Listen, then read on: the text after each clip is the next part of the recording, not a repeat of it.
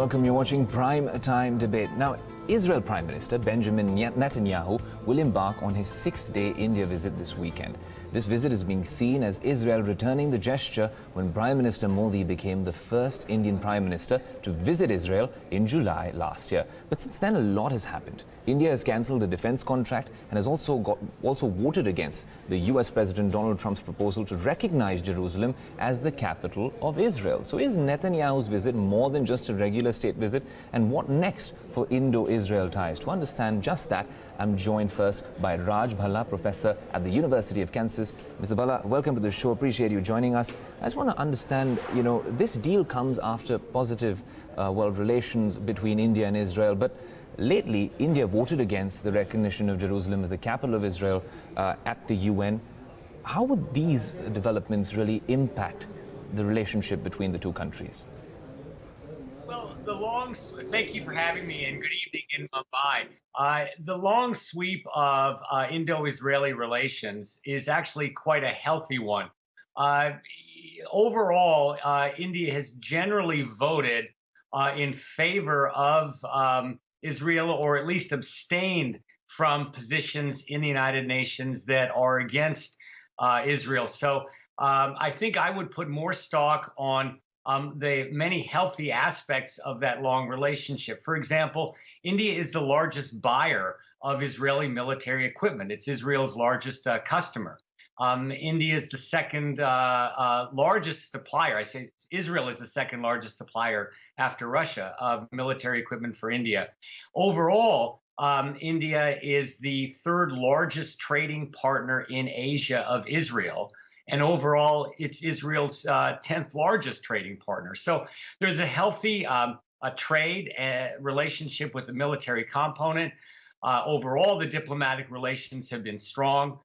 So I wouldn't put too much emphasis on any one recent event.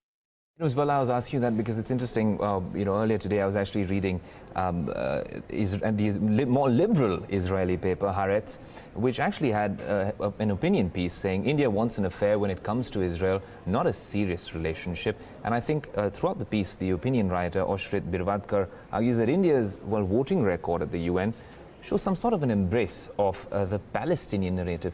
Does that really complicate things? Well, go back to 1950. I mean, Prime Minister Nehru said we would have recognized Israel long ago because Israel is a fact. And India has accepted Israel as a fact. And he went on to say that we've refrained back in the 1948 vote because of our desire not to offend the sentiments of our Arab friends. And likewise, more recently, the foreign minister had said that we fully support the Palestinians while maintaining good relations with Israel. So there's always been an effort by the Indian side to support Israel, but at the same time understand the Palestinian question. And I think that's you get that same sentiment. I just returned from Israel. In Israel, there are many within Israel who, of course, support a two-state solution and who want good ties with the Palestinians. So I think India is trying to be sensitive to both and the Israeli and those positions in Israel. Well, that's especially with when it comes to Israel and, of course, Palestine. But obviously, Netanyahu did earlier say that the UN vote wouldn't hurt ties between India and Israel. But when it comes to the region, do you think it's a little complicated considering our India's ties with Iran and the other countries in the region, and considering the Indian diaspora that actually works or lives in these countries? Yes, this is a vital point. I'm so glad you asked this question. I think it's important to put the Palestinian question in the broader context as you just have. Viewed from Israel, as I was fortunate to, when you actually go to Israel and you look across the crossing into Gaza, and you see from the Israeli perspective the threat from Hamas rockets. And when you go up to Golan Heights and you look out to Syria and to Lebanon, and you see from the Israeli perspective the threats from Hezbollah or from ISIS, what you tend to understand, again, this is trying to empathize from the Israeli perspective, is that there are two major issues that Israel is facing. One is the threat from Hezbollah and Lebanon on its northern border. And then the second are from Sunni extremists, also in Syria, and then with Hamas in Gaza. What that means is that the Palestinian question, which has captivated the world's attention for much of India's history, is actually been relegated in practical terms to number 2 or number 3. So the regional context, to see it from Israel's perspective, is important. That the Palestinian question, while very important, is not necessarily on the top burner, as it were. Now, I think India is trying to understand that point. Right, Mr. Bhala, you know, it's also, whilst you make that point, we also have Bharat Karna joining us on the show, Professor of National Security Studies at the Center for Policy Research. Mr. Karna, thanks so much for joining us. Glad you could join us on the show. I wanted to start off by asking you, well, bilateral trade, excluding defense, has actually increased between India and Israel since the 90s, all the way up to around $4 billion in 2016. But then there have been a lot of events that I was talking to Mr. Bhala about as well, being, well, the cancellation of the $500 missile deal, and then, of course, what happened at the UN with, well, the Jerusalem vote. Do you think these things, Mr. Karnad, sort of these developments complicate the whole situation in light of this visit? Well, I don't think so, because I think there's a very clear understanding between Delhi and Tel Aviv about the obstructions and potential problems. I just heard someone say Iran, for instance. Now, Jerusalem is not an issue because India has for a long time been saying that it is for a two-state formula. Whether that means Jerusalem is part of Palestine or of Israel is not made clear by the Indian government. But I assume that the solution would be a city that is jointly controlled by Israel and Palestine.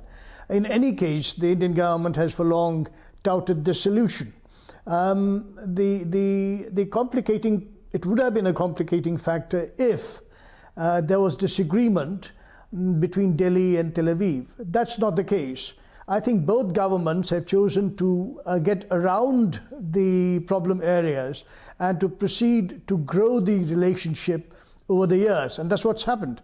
They both agree that there are differences on certain issues and they are fine with it. The two countries are going to stay with their positions, but that they like to see the bilateral relationship progress and take off. Mr. Karnad, another thing I want to actually ask you is to put another thing into the mix is what India is doing with Iran with the Chabahar port. Do you think that would complicate things considering, well, Israel's ties with Iran?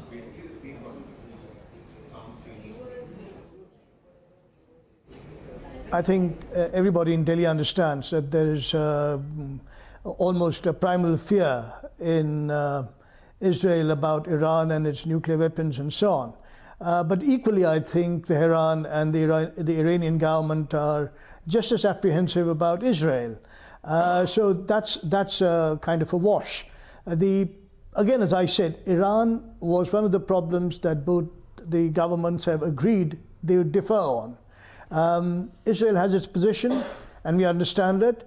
And I'm quite sure that the Israeli government understands the Indian government's view on Iran as an old historic friend with whom we are now developing even more intense and close relationship. And these are not mutually exclusive. The relationship with Israel is not in any way affected by our relationship with Iran. And it shouldn't be. These are on very different planes. As you mentioned Chabahar. Chabahar is very, very important to India and will be in the future, considering that you'll have a rail and road grid going north, radiating northwards from Chabahar to Afghanistan, and then connecting up to the northern distribution network of the Russian northern distribution network. So you could have an alternative overland route for the Indian sea trade. And that's the way that will take you all the way to the Baltic ports. So that's the kind of access India has been seeking. And it will also outflank Pakistan, because Pakistan doesn't allow India the access to their Karachi-Peshawar road network. And we are unable to then, therefore, transact business overland with Afghanistan.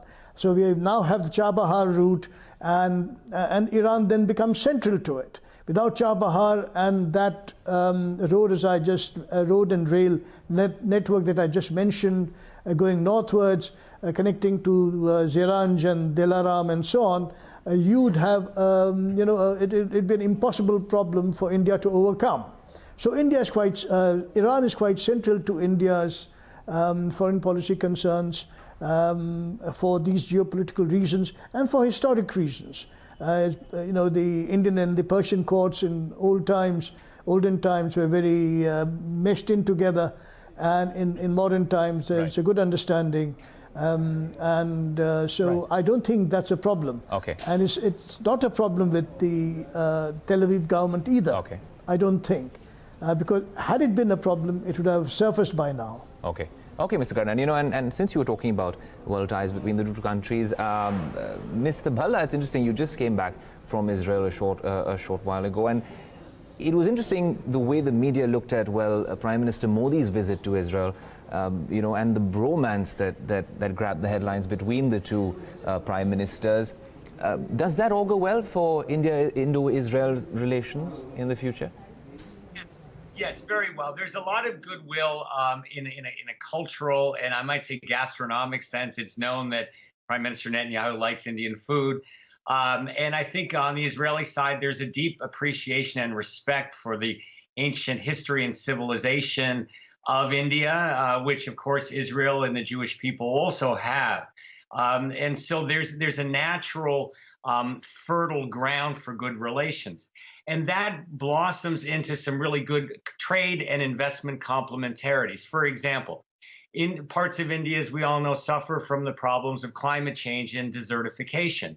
Well, Israel has advanced technology on making the desert bloom, but doing it in a way that minimizes water use and uses solar energy. So there are areas that the two sides can explore. And I might note that it was in 2010 that the Indian side accepted a 2007 Israeli invitation to form and negotiate a free trade agreement. And there's not been a lot of progress, to my knowledge, so far on that bilateral FTA, but there is talk about moving it forward, perhaps first forward focusing on goods, then on services, and then on investment. And all of that, I think, is supported by the warm cultural and, again, gastronomic ties. Right, Mr. Bhala, interesting points. And of course, there's a lot of Indian startups and Israeli startups that are working very closely on some interesting solutions that we've covered on Bloomberg Quinn. Mr. Karnad, Mr. Bhala, really appreciate you joining us on Bloomberg Quinn. And for all of you tuned in, thanks so much for watching Primetime Debate.